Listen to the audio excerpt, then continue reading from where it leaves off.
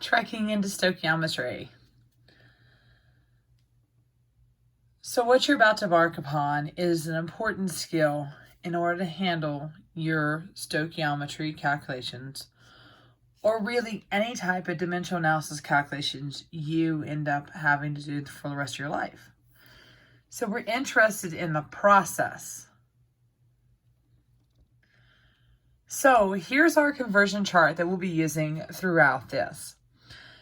And no, you won't be able to Google these because these actually don't exist. I created this conversion chart myself so that students could focus on the process and be successful in stoichiometry. So, in reality, it doesn't matter what the units are.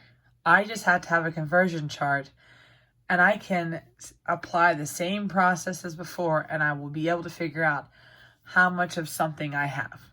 So, let's do this. So the first problem says, how many lursa is it if you have 156 karak? So, step one on any of these problems is to write down what we've been given with the unit. So, we're going to write down 156 karak over 1. That's step one. Every single time, that's what you're going to do. Step two, we need to see if we have a pathway from a karak to a lursa. So I'll back up to our chart, and I'm starting with karak. Here is a karak, and I find it nowhere else in my chart. So now I'm going to go look for a lursa. I happen to have a straight shot from a karak to a lursa. 1 karak equals 12 lursa. So now we're going to put that conversion in here. Since I have karak on top, it's going to go on bottom next. And I'm going to put the number that was with it in the conversion chart. So we're going to put on the bottom 1 karak. And on top, we're going to put that 12 lursa.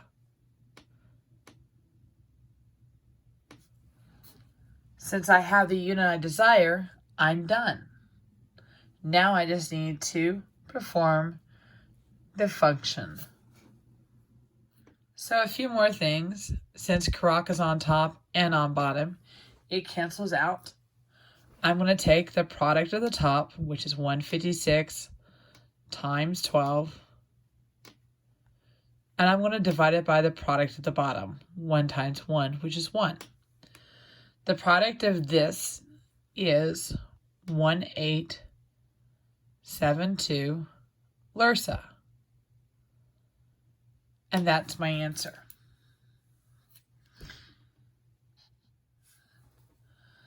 So example B, if you set yours up, you had 58.98 par deck over 1.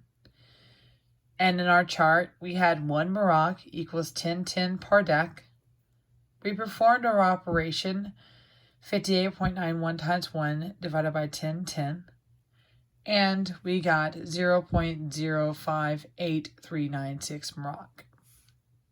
Now that's a fine answer. It's not the best answer, but it's a fine answer.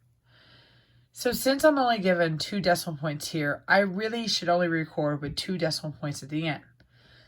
It's based on an idea of significant figures. You're only as precise as your least precise measurement. So with that in mind, what I'm going to do is I'm going to change my number to scientific notation. So we simply move our decimal to the first number that's a non-zero number. So the 5.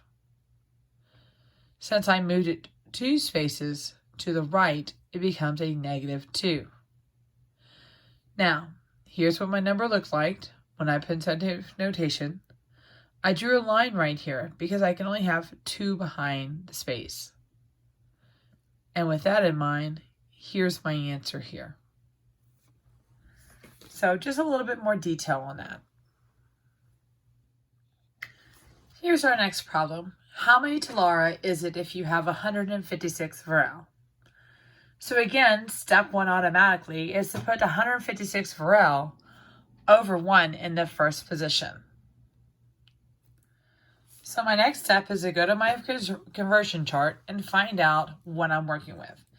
So I found Varel. It's right here. I have 29 Varel equals 1 Donatron, or 1 Varel equals Taurus. But I'm needing Talara.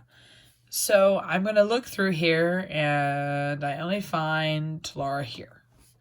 So when I look here, I can go Varel to Donatron, and then Donatron to Talara. So I'm going to be using these 2 blocks right here to do my conversion. Okay, so my conversion was 1 Donatron equals 29 Varel. And so since Varel's on top, I'm once again going to put it down at the bottom. So we're going to put that 29 Varel on bottom. And 1 Donatron on top. And again, since Varel is on top and on bottom, that unit cancels. So now we need to get rid of the Donatron and get Talaris on there. So my conversion was 1 Talara equals 13 Donatron, and that's what I'm going to put in. Since Donatron is on top, I'm going to place it on bottom with the 13. So 13 Donatron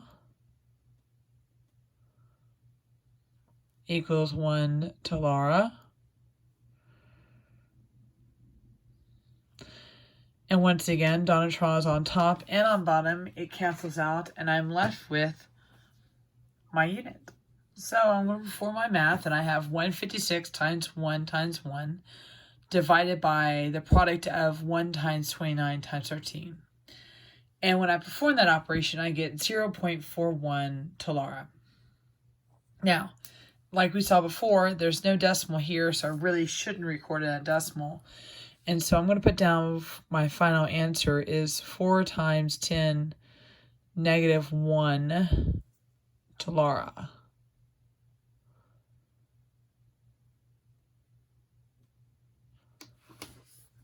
And now I'm done. Try the next one. So how many Farad is it if you have 0.089 ASIL? Well, again, this is going to be 2 conversions that we'll be using. And hopefully you have it set up like this, that we have 0.089 ASIL, 1 ASIL to 0.045 Cybok. 1 Cybok equals 0.064 Farad, and we get 2.563 times 10 negative 4 Farad.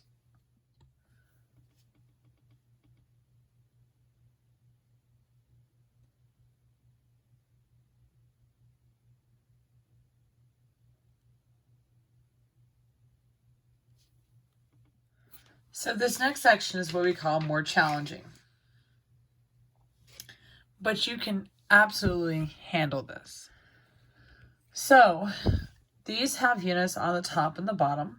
And so we started with 23.6 Grilka per Farad. It's the same thing we done before. We put the 23.6 Grilka over Farad in the first position. We then went to our chart. So we went to our chart to find a conversion from Grilka to Lursa. So we found one right here. It's a 1-step. And so we put it in right here. Grilka was on top, so we went to the bottom, and then we wrote Lursa on top. Once I hit that point, I have gotten this unit to where I want it to be. Okay? So my next step is to get my bottom unit to a Talar. And so if we look, we find a straight shot from a Farad to a Talar. It's also 1-step. This is our conversion factor we're going to use. And so since Farad was on bottom, we're going to put Farad on top and the Talar on bottom. Now we have both of the units we're looking for right here. And we're going to perform our mathematical operation. So the 23.6 times 1 times 1 divided by 2.54 times 0.454. So perform this operation, and we should get 20.5. Our new unit will be the Lursa over Talar.